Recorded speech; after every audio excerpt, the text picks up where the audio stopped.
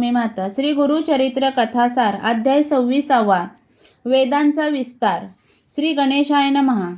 श्री गुरु त्या ब्राह्मणांना म्हणाले, द्विजवर्य, तुम्ही चतुर्वेद जाणतो असा मोठेपणा करू नका. त्याचा काही उपयोग नाही. वेद अनंत आहेत. प्रत्यक्ष ब्रह्मदेवही त्यांच्याविषयी अनभिज्ञ आहेत. नारायणांनी व्यासरूपाने अवतार घेऊन त्यांची संहिता तयार केली, पण तेही पूर्ण वेदज्ञ नव्हते. पैल, वैशंपायन, जैमिनी आणि सुमंत हे वेदव्यासांकडे विद्याभ्यास करत होते. ते म्हणाले, गुरुदेव, आम्हाला सर्व वेद जाणून घेण्याची इच्छा आहे. तेव्हा त्यांनी उत्तर दिले, शिष्यानो, वेदांचा महिमा अनंत आहे. कल्पपर्यंत आयुष्य लाभले तरी एका वेदाचा अभ्यास होऊ शकत नाही. तिथे 4 वेद कसे आत्मसात होणार? म्हणून व्यासांनी त्या शिष्यांना वेदांचे भाग वाटून दिले. पूर्वी भारद्वाज ऋषी वेदाभ्यास करत होते, पण अपेक्षित प्रगती होत नव्हती. म्हणून त्यांनी प्रदीर्घ तपश्चर्या केली. तेव्हा ब्रह्मदेव प्रसन्न झाले. ते म्हणाले, वत्स, तुम्हाला काय वरदान हवे आहे? ते म्हणाले, मला ब्रह्मचर्य पालन करून सर्व वेद शिकायचे आहेत. ते मला शिकवा. ब्रह्मदेव म्हणाले, वेद किती आहेत हे मीही सांगू शकत नाही. मग तुम्ही सर्व वेद कसे शिकणार? तुम्ही आपल्या शक्तीनुसार अभ्यास करा. ब्रह्माजींनी त्यांना वेदराशींचे 3 पर्वत दाखवले. ते पाहून ते भयभीत झाले. ते ब्रह्माजींना शरण गेले व म्हणाले, देवा, एवढे वेद मी कसे शिकणार? म्हणून तुम्ही जे द्याल तेच मी घेईन. त्यांनी त्यांना अभ्यासासाठी 3 मुठी भरून वेद दिले. भारद्वाजांनी त्या 3 वेदांमधील काही मंत्र वेगळे करून 4था वेद तयार केला. पुढे हेच 4 वेद व्यासांनी आपल्या 4 शिष्यांना वाटून दिले. पैल मुनींना ऋग्वेद सांगितला, वैशंपायन यांना यजुर्वेद सांगितला, जैमिनींना सामवेदाची व सुमंतांना अर्थवेदाची सविस्तर माहिती सांगितली. त्या प्रकारे वेदाचे ध्यान, वर्ण, गोत्र, देवता, छंद, स्वरूप, उपवेद, भेद, शाखा यावर विस्तृत विवेचन केले. श्री गुरूंच्या मुखातून ती सर्व माहिती ऐकताना ते ब्राह्मणही थक्क होऊन गेले. श्री गुरु त्यांना म्हणाले, पूर्वी या भरतखंडातील लोक पुण्यवान होते. वर्ण आश्रम धर्माला अनुसरून वागत होते. ते सत्व कलियुगात लोप पावले. ब्राह्मणांनी कर्म सांडले. ते वेदबाह्य आचरण करू लागले. त्यामुळे वेदाभ्यास मागे पडला. ब्राह्मण इतके कर्मभ्रष्ट झाले की द्रव्याच्या लालसेने यवनांपुढे वेदपठण करू लागले. त्यांना वेदाचे रहस्य सांगू लागले. या अधोगतीला काय म्हणावे? पूर्वी वेदविद्येमुळे ब्राह्मणांना देवत्व प्राप्त झाले होते. त्यांना देवदेवता वश होत्या, म्हणून लोक त्यांना सन्मानाने भूदेव म्हणत असत. त्यावेळी विप्रवचनांचे सामर्थ्य इतके थोर होते की इंद्रादिक सुरश्रेष्ठीसुद्धा त्यांना वचकून असायचे. विष्णू निजदैवत असून त्यांची पूजा करायचे.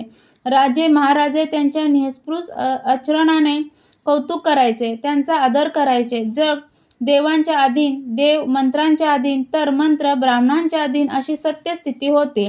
त्यांचे महात्म्य काय सांगावे? आज ती परिस्थिती नाही. ब्राह्मण आपले सत्व गमावून बसले आहेत. वेदमार्ग सोडून अज्ञानाने वाटेल तसे वागत आहेत. पैसे घेऊन अयोग्य लोकांपुढे वेदपठण करताना आपण वेदांना भ्रष्ट करत आहोत याचीही त्यांना कल्पना नाही. अशा मूर्खांचे तोंडही पाहू नये. ते मरणोत्तर ब्रह्मराक्षस होणार. द्विजहो, अशा आहे चतुर्वेदांच्या शाखा. असे आहेत त्यांचे भेद. तुम्ही स्वतःला मोठे ज्ञानी समजताना मग ही माहिती तुम्हाला होती का? नाही ना. मग आम्ही चतुर्वेदी असा मोठेपणा मिरवून जगात आपल्या विद्वतेचा डंका कशाला पिटता? जयपत्रे मागत कशाला हिंडता? त्रिविक्रम भारतींना कशाला छळता? तुम्हाला जयपत्र वगैरे काही लिहून मिळणार नाही. आता मुकाट्याने निघून जा. आपला जीव धोक्यात घालू नका. त्यातच तुमचे कल्याण आहे. सिद्ध म्हणाले, नामधारक, श्री गुरूंनी त्या ब्राह्मणांना हिताची गोष्ट सांगितली होती, पण त्यांनी त्याला हेका सोडला नाही. ते म्हणाले, तुम्ही वादविवाद केला नाही तर आम्ही हरलो असे होईल. ही वार्ता राजाला कळली तर आमचे महत्त्व राहणार नाही. नामधारक, यालाच विनाशकाले विपरीत बुद्धी म्हणतात. त्या द्विजांचे दिवस भरले होते, म्हणूनच त्यांना आपले हित कशात आहे हे कळत नव्हते, असेच मला म्हणावेसे वाटते. अध्याय 26 समाप्त. तुम्ही माता. श्री गुरुचरित्र कथासार अध्याय 27. मातंगांना पूर्वजन्मस्मरण, उर्मट विप्रांना शिक्षा. श्री गणेशाय नमः. सिद्ध म्हणाले, नामधारक, श्री गुरूंनी त्या 2 ब्राह्मणांना चतुर्वेद विस्ताराने समजावून सांगितले आणि वादविवाद करू नका असेही स्पष्ट सांगितले, पण ते ऐकेनात. तेव्हा श्री गुरूंना राग आला. ते म्हणाले, ठीक आहे, आता तुमची इच्छा आहे तसेच होईल. त्यावेळी रस्त्याने कोणी मनुष्य जात होते. श्री गुरु एका शिष्यांना म्हणाले, त्या पांथस्थांना बोलावून आणा. त्याप्रमाणे ते त्यांना घेऊन आले. श्री गुरूंनी त्यांची चौकशी केली. ते म्हणाले, स्वामी, मी मातंग जातीचा आहे, गावाबाहेर राहतो. तुम्ही मला बोलावले यातच माझे पूर्व सुकृत फळास आले. तुमच्या दर्शनाने मी धन्य झालो. त्यांनी श्री गुरूंना साष्टांग दंडवत घातला. श्री गुरूंनी एका शिष्यांना आपला दंड दिला व जमिनीवर 7 समांतर रेषा काढायला सांगितल्या. त्याप्रमाणे त्यांनी रेषा काढल्या. मग श्री गुरु त्या मातंगांना म्हणाले, आता एक एक रेष ओलांडून पुढे या. पण मी विचारलेल्या प्रश्नाचे उत्तर दिल्यावरच पुढील रेषा ओलांडायची आहे. त्याप्रमाणे ते एक रेषा ओलांडून पुढे आले. श्री गुरूंनी त्यांना विचारले, आता तुम्ही कोण आहात? ते म्हणाले, मी किरात जातीचा आहे. माझे नाव वनराका आहे. दुसरी रेषा ओलांडल्यावर त्यांना तत्पूर्वीच्या जन्माचे स्मरण झाले. ते त्या जन्मातील गोष्ट सांगू लागले. ते ऐकून उपस्थित सर्वांनाच मोठे आश्चर्य वाटले. तिसरी रेषा ओलांडल्यावर ते म्हणाले, माझे नाव गंगासूत, मी गंगेच्या काठी राहतो. चौथी रेषा ओलांडल्यावर ते म्हणाले, मी शूद्र आहे. पाचवी रेषा ओलांडल्यावर ते म्हणाले, माझे नाव सोमदत्त, मी वैश्य आहे. सहावी रेषा ओलांडल्यावर ते म्हणाले, माझे नाव गोविंद, मी क्षत्रिय आहे. लोकांची उत्कंठता वाढत होती. शिष्यही संभ्रमात पडले होते. श्री गुरूंची अभिनव लीला त्यांना कशी कळणार? शेवटी मातंगांनी 7वी रेष ओलांडली व म्हणाले, माझे नाव अध्यापक, मी ब्राह्मण असून वेदशास्त्रांचा ज्ञाता आहे. श्री गुरूंचा हेतू साध्य झाला होता. ते त्यांना म्हणाले, तुम्ही स्वतःला वेदशास्त्रांचे ज्ञाता म्हणवता, तेव्हा इथे आलेल्या या 2 विप्रशी वादविवाद करा. त्यानंतर त्यांनी अभिमंत्रित विभूती त्यांच्या सर्वांगावर प्रोक्षण केली. तर काय आश्चर्य! त्यांच्या ठायी पूर्ण ज्ञानाचा उदय झाला. ते अस्सल लिखित वेदपठण करू लागले. तो चमत्कार पाहून वादासाठी आलेले ते उर्मट ब्राह्मण अक्षरशः भयभीत झाले. त्यांच्या मुखातून शब्द फुटेना. त्यांच्या हृदयातून कळा येऊ लागल्या. त्यांच्या सर्वांगाला घाम फुटला. ते थरथर कापू लागले. स्वतःची निंदा करू लागले आणि श्री गुरूंच्या चरणी लोळण घेऊन क्षमा याचना करू लागले.